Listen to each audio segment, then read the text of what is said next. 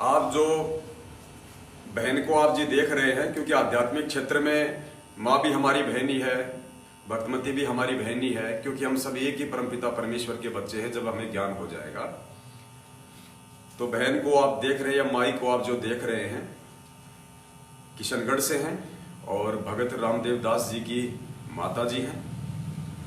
काफी इनकी उम्र हो चुकी है, पूरा परिवार इनका नामदानी है, परमेश्वर की विशेष दया है और अपनी नेक नीति का ये लोग अपना खाते हैं। भगत जी आर्मी से रिटायरमेंट हैं, रामदेव दास जी, उनके पिताजी भी आर्मी से रिटायरमेंट हैं। 2 उनके बच्चे हैं, एक बच्चा उनका डॉक्टर है, दूसरा बच्चा उनका एक अच्छी कंपनी में जॉब करता है। मालिक की इन पे बहुत अच्छी मेहर है और ऊपर से सबसे बड़ी मेहर जो ज्ञान की थी वो परमेश्वर ने आके उनको दे दी, अपने शरण में ले लिया। पुण्यात्मा, जब ठीक का समय आता है तो परमेश्वर हर काम को इतना आसान कर देता है, किसी को ज्यादा कोई जरेबाजी करने की भी आवश्यकता नहीं पड़ती है और ठीक का समय इस समय आया हुआ है।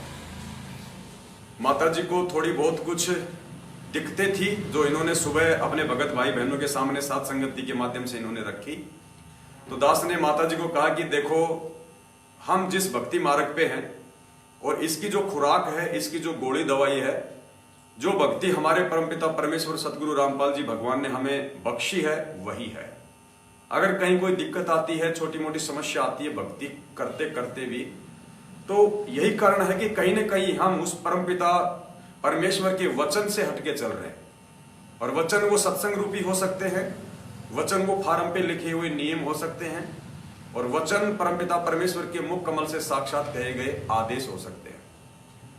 और माई, इसके अलावा दुनिया में ऐसी कोई दवाई, ऐसी कोई टैबलेट, ऐसा कोई इंजेक्शन किसी लेबोरेटरी में नहीं है और किसी मेडिकल पे नहीं मिलता है कि वहां से हम लेके इसको खा लेंगे तो हम ठीक हो जाएंगे। तो दास ने हाव भावों को देखते हुए जो मुझे लगा उस समय, दास ने अपनी बहन से कहा कि बहन देखो, परमपिता परमेश्वर जी का ये आदेश है और यदि हम उनके आदेश को फॉलो नहीं करेंगे तो कहीं ना कहीं हम उनके मर्यादाओं से दूर हैं। और जितना हम उस भगवान से दूर रहेंगे, उनके आदेशों से दूर रहेंगे, गुरु वचन से दूर रहेंगे, परमात्मा भी हमसे उतनी ही दूरी बना के रहेगा, उतनी ही दूरी भगवान हमसे रहेगा बना के। तो बहन ने कहा कि भगत जी क्या है, मैं समझी नहीं, आप मुझे थोड़ा सा बताइए। तो मालिक ने कहा कि बहन देखो, वैसे भी आपकी उम्र बहुत ज्यादा हो चुकी है और आपको कोई अहंकार मान बढ़ाई का तो सवाल ही पैदा नहीं होता, क्योंकि आप उम्र के उस स्तर पे हैं। तो बहन ने एक सोने का बहुत ही मोटा सा एक वो पहन रखा था, जिसको यहाँ क्या बोलते हैं भगत जी, मादरिया, जिसको यहाँ पे मादरिया बोलते हैं। हाँ, उसको मादरिया बोलते हैं। और नाक में बहन ने एक सोने की मोटी सारी नथ पहन रखी थी और हाथों में, भगत जी अगर हैं तो एक बार थोड़ा सा एक बार भाई बहनों को हम दिखा दें, क्योंकि लोग जानते नहीं जो देश विदेश में। कहाँ रखी है जो आपने जो निकाली है अभी? अच्छा अच्छा, आप यकीन नहीं करोगे, हाथों के अंदर कम से कम भगत जी उसका कितना वजन होगा? एक का 250 ग्राम। यानी बहन ने दोनों हाथों में जो एक ऐसे डिजाइन किए हुए, जो परंपरागत यहाँ पे जो पहनती हैं, जो हमारी जो माता बहनें जिनको शादी में दी जाता था, जब उनका विवाह होता था, तो कम से कम भाई नहीं तो दोनों का वजन आप जी 400 ग्राम के आसपास उन दोनों का वजन जो बहन ने हाथों में पहन रखा था, सोना माई ने जो आज तक नहीं उतारा कभी भी। आज केवल छोटी सी साध संगति से और 5 मिनट इनको परमपिता परमेश्वर सतगुरु रामपाल जी भगवान का एक छोटा सा एक सत्संग सुनाया गया था। भगत जी मेरा मोबाइल रखा, देखो वहां सामने बोलाना। एक छोटा सा इनको सत्संग सुनाया गुरुदेव भगवान का, जिसमें उस समर्थ परमात्मा ने सोना पहनने के विषय में अपनी आत्माओं को क्या निर्देश दिए। सोना आ गई, चांदी आ गई, आर्टिफिशियल आ गई ज्वेलरी, बस एक छोटा सा सत्संग बहन को सुनाया था। और आत्मा ये परमात्मा की है, तुरंत इनके ऊपर वो वचन असर कर गए। आप भी थोड़ा सा सुन लीजिए एक बार, क्या आदेश है। भक्ति बिना क्या होते हैं ये भ्रम रहा संसारे, रति कंचन पाया नहीं रावण चलती बार। सर्व सोने की लंका थी, किसा को बंदी था, करके भक्ति सिद्धि प्राप्त रिद्धि प्राप्त करके और सोने की लंका जैसे हम गारा की ईंट पका के और मकान बनाते हैं, वो सोने की ईंट बना के, छोटी छोटी ईंटें होती थी पहले, और उनसे सोने ही की वो गारा बना के और महल बनवा रखे थे उसने। इतना धनी था। और आप दौरा मुश्किल से 50-20 ग्राम 20 तोले सोना होगा थारे दौरे, बड़ा बड़ा सेठ होगा जिस पर 20-30-40 तोले सोना हो गया। कहते वो रति नहीं लेके गया, ग्राम भी नहीं ले जा सका, तुम कहां ले जा सकोगे और के कला तोड़ दोगे 40 तोले सोने में।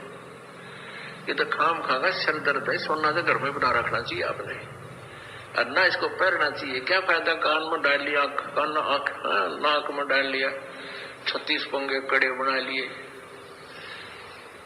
परमात्मा ने इतना सुंदर शरीर दे रखे, इस पर आडंबर करने की कतई जरूरत नहीं, इसे भगवान रुष्ट होता है। भगवान की भक्ति करें, चाहे किसा भी शरीर है, काला है, गोरा है, जैसा भी मालिक ने दिया है, इसमें हम परमात्मा पा सकते हैं। इस काया का गर्व ना करियो के काला के गोरा रे, और बिना वजन कुछ काम नहीं आवे, चाहे इतर छड़को चार हो रे। तो परमात्मा धीरे धीरे, क्योंकि हम इतने इस सामाजिक माहौल में हम इतने गहरे चले गए कि वहां से वापस आना अपनी पटरी पे हमारे लिए कठिन हो रहा है। हम दलदल में धस गए, लेकिन परमात्मा का सहारा आपको एक क्रेन का काम करेगा। तो दया परमपिता परमेश्वर सदगुरु रामपाल जी भगवान की बहन के ऊपर उनके वचनों का तुरंत असर हुआ, और बहन ने तुरंत अपने कमरे में जाके सोना चांदी सब कुछ निकाल के साइड में रख दिया। और बहन ने अपनी जो समस्या बताई थी कि मेरे घुटनों में थोड़ी बहुत कोई दिक्कत है, तो दास ने तो परमपिता परमेश्वर का कुत्ता बनके और मालिक का जो विधान था बहन को बता दिया था कि बहन जबरदस्ती का मार्ग नहीं है, संदेशा देना हमारा काम है कि मालिक का क्या वचन है, और अब इसके ऊपर अमल करना ना करना बहन ये आपके ऊपर है। इन्होंने कुछ नहीं कहा, थोड़ी देर साथ संगति जब तक चली बैठी रही, उठ के अपने कमरे में आई। दास को नहीं पता था। अब जैसे भोग आरती शुरू हुई, दास इनकी फोटो आपको दिखा रहा था, तो दास की नजर पड़ी बहन के हाथों पे, वो चांदी के वो कड़े गायब।